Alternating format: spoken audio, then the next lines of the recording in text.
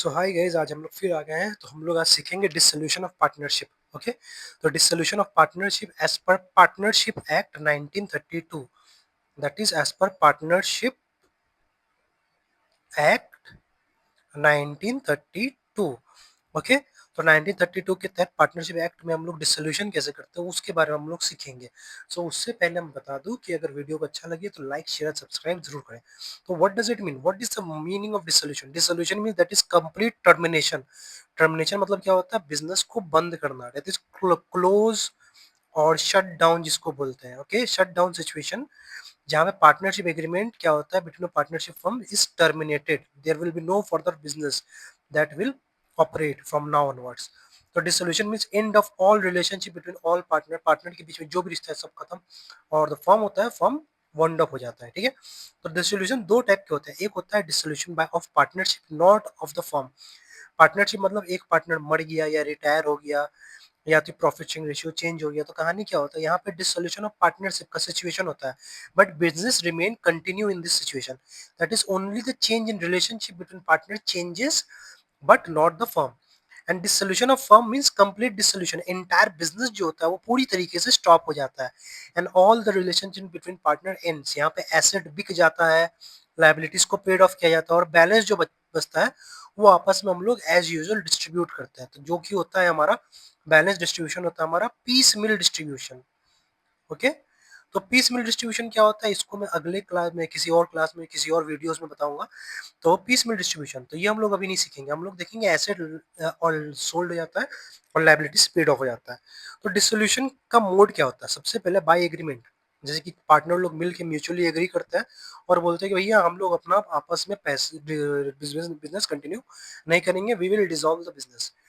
Second one is compulsory dissolution. Compulsory मतलब क्या होता है? Illegal to carry on business और इंसॉल्वेंसी। और इलीगल टू कैरी, जैसे कि मान लो आप बिजनेस चला रहे हो, सपोज मान लो अल्कोहल का बिजनेस, और उस एरिया में अल्कोहल को बैन कर दिया गया है। तो अल्कोहल अगर बैन कर दिया तो दैट इज इलीगल। तो आपका बिजनेस आप चला रहे हो मिलके पार्टनर के साथ और वो बिजनेस इलीगल हो गया है, तो वो हो गया कंपल्सरी डिसोल्यूशन। और क्या होता है? Insolvency, in case of loss, आप बिजनेस कर रहे हो दोनों पार्टनर मिलकर और काफी लॉस कर रहे हो और पार्टनर के पास पैसा नहीं है, तो इंसॉल्वेंट हो गया पार्टनर, तो ये कंपल्सरी डिसोल्यूशन। या फिर on the happening of certain contingency.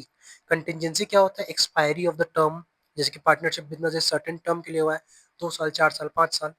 Completion of specific venture, ये जॉइंट वेंचर होता है, आप एक काम करने के लिए पार्टनर बने थे, काम खत्म, पार्टनरशिप खत्म। या फिर डेथ या इंसॉल्वेंसी, अगर सारे पार्टनर मर गए या इंसॉल्वेंट हो गए तो होता है ये। चौथा क्या होता है? By notice under section 43 of the partnership act 1932। तो 43 में क्या बोला गया? In partnership act one partner give written notice. ठीक है, एक पार्टनर रिटन में नोटिस देता है, बोलते हैं कि हम बिजनेस नहीं करेंगे, हो गया। और by court order, ground of unsound mind, partner पागल हो गया है, मिसकंडक्ट बिहेवियर कर रहा है, क्वारल कर रहा है, हर वक्त लड़ाई झगड़ा करते रहता है, बिजनेस लॉस में जा रहा है, तो कोर्ट ऑर्डर दे देगा और कहानी खत्म। Okay, what are the effect of dissolution? जब इफेक्ट ऑफ डिसोल्यूशन का मतलब क्या होता है? डिसोल्यूशन होने से बिजनेस को बंद कर दिया जाता है, एसेट सोल्ड होता है, लाइबिलिटीज को पेड ऑफ करते हैं। ये दोनों चीज कहाँ पे होता है? ये होता है रियलाइजेशन अकाउंट में, रियलाइजेशन अकाउंट में। ठीक है, remaining amount is share among the partner as per the capital ratio. Okay, तो रिमेनिंग अमाउंट जो होता है वो हम लोग कैपिटल रेशियो में डिस्ट्रीब्यूट कर देते हैं। ओके, या फिर एग्रीमेंट में जैसे बोला गया है वैसे। तो ये जो कैपिटल रेशियो में डिस्ट्रीब्यूट करते हैं इसी को हम लोग बोलते हैं पीस मिल। ओके, इसके बारे में हम लोग दूसरे वीडियोस में देखेंगे। और ये एग्रीमेंट में जैसे कि मान लो जैसे एग्रीमेंट दिया हुआ है वैसे। सेटलमेंट ऑफ अकाउंट, अकाउंट का सेटलमेंट कैसे होता है? That is the order of payment. सबसे पहला पेमेंट हम लोग फर्स्ट में हम लोग करेंगे क्रेडिटर का पेमेंट। उसके बाद अगर कोई पार्टनर का लोन हुआ तो हम लोग वो पेमेंट करेंगे। क्रेडिटर मतलब क्या होता है? सबसे पहले long term liability, long term liability जैसे कि मान लो बैंक लोन वगैरह, इसको पेमेंट करेंगे। उसके बाद जो होता है आपका क्रेडिटर जो होता है सप्लायर वगैरह, वो लोग को पेमेंट करेंगे, that is a supplier and all. Okay, तो इसके अंदर भी कहानी होता है, फर्स्ट में इसको, सेकंड में इसको। उसके बाद क्या होता है? हम लोग पार्टनर का लोन को पेमेंट करेंगे। उसके बाद अगर पैसा बचता है तो हम लोग पार्टनर कैपिटल को डालेंगे, और पार्टनर कैपिटल को बांटने के बाद भी अगर पैसा बच जाता है तो सरप्लस अमाउंट हम लोग डिस्ट्रीब्यूट कर देंगे। और अगर लॉस होता है तो it will be as per profit sharing ratio.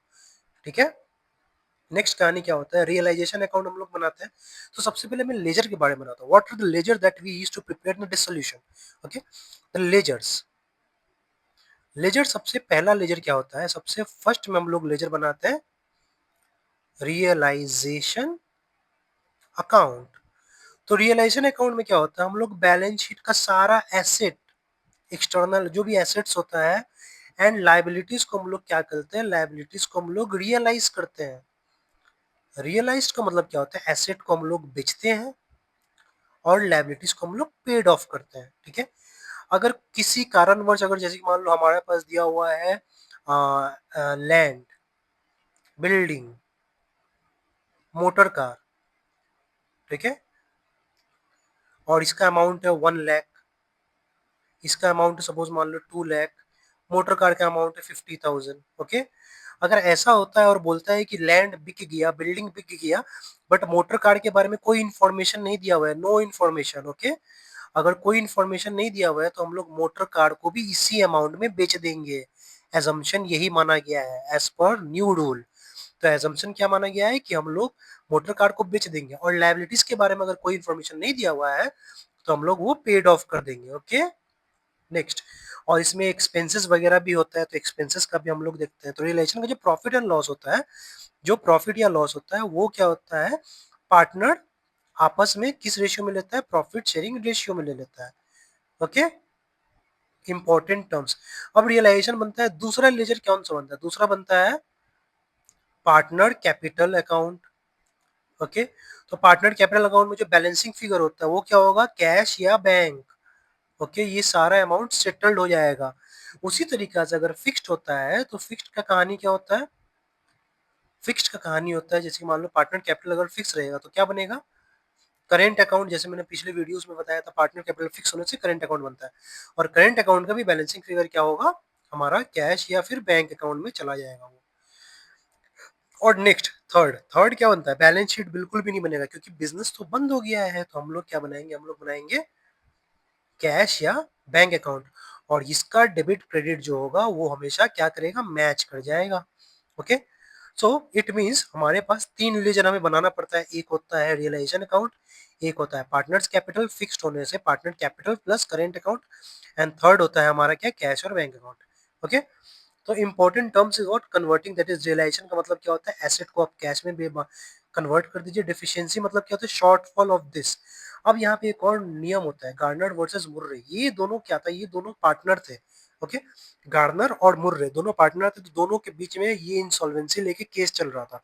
तो उस कोर्ट ने ये फैसला सुनाया कि जो भी इंसॉल्वेंट पार्टनर का डेफिशिएंसी होगा वो सॉल्वेंट पार्टनर कैपिटल रेशियो में डालेगा, और ये कैपिटल रेशियो कौन सा होगा, that is shown in the balance sheet, shown in balance sheet, that is the opening capital। जो इन लोग का ओपनिंग कैपिटल है, ओपनिंग कैपिटल वाला जो रेशियो होगा उसी रेशियो में हम लोग क्या करेंगे, इसका डेफिशिएंसी का, इंसॉल्वेंसी, इंसॉल्वेंट पार्टनर का जो डेफिशिएंसी होता है उसको हम लोग डालेंगे। ठीक है, सपोज मान लो ए बी सी तीन पार्टनर है। ओके, इसका सपोज मान लो क्रेडिट बैलेंस है 1000, इसका क्रेडिट बैलेंस है 2000, दैट इज ओपनिंग बैलेंस, और इसका डेबिट बैलेंस है, इसका क्रेडिट है, इसका क्रेडिट है, इसका डेबिट बैलेंस है, इसका डेबिट बैलेंस है 4000। ओके, तो कहानी क्या होगा, 4000 नहीं, या फिर मान लो इसका डेबिट बैलेंस हो गया आपका 400। तो 400 इसका डेबिट बैलेंस है, मतलब ये सपोज मान लो इंसॉल्वेंट हो गया, क्योंकि कैपिटल क्या होता है, कैपिटल का नेचर क्रेडिट होता है और ये डेबिट हो गया। तो इसका नेचर क्या हो गया, ये इंसॉल्वेंट हो गया। तो ये इंसॉल्वेंसी कौन करेगा, ए और बी किस रेशियो में, 1:2 में, कैपिटल रेशियो में। ओके, तो this is the Garner versus Murray rule, that is insolvent partner deficiency will be borne by the solvent partner in capital ratio balance sheet का ओपनिंग बैलेंस। ओके, तो capital का balance. तो की take away क्या होता है, that is dissolution means end of the firm. Mode क्या होता है, agreement, compulsory, notice, court, contingency. Asset liability को हम लोग फिक्स करते हैं, रियलाइजेशन अकाउंट इज यूज्ड, और गार्डनर वर्सेस मुर्रे अप्लाई होता है। Okay, so thank you so much.